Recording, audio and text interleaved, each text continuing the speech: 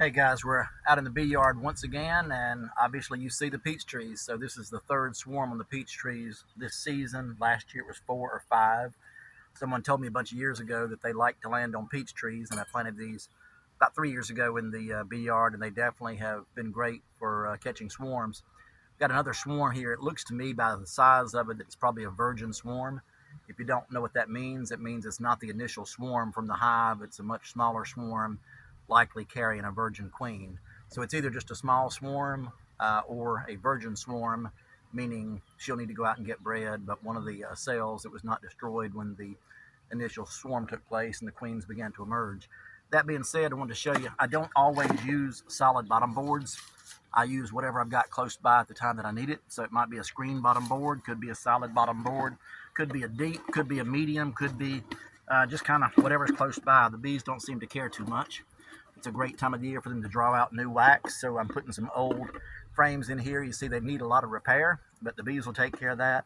Got some frames in here that's got some partially drawn foundation on it, some that's fully drawn, but mostly stuff that's in need of repair.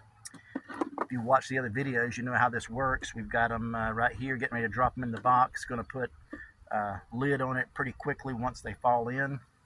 So I'm not going to use a funnel as far as a deeper um, box with no frames this time. It's not necessary because the size of the swarm is just really not that big.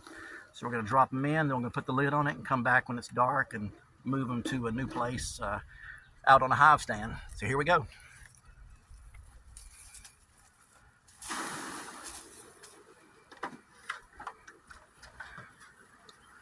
You can see they're already making their way into the box, climbing in. I'm going to close this up. They'll communicate and tell the others where to go, and they'll all be inside in just a few minutes.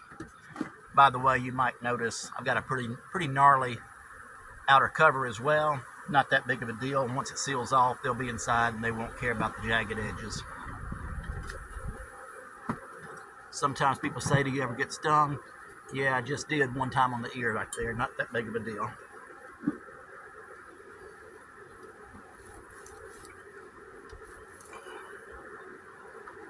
All right, we'll come back in a few minutes and get the rest of them. Matter of fact, I'm going to drop these few right here just real quickly.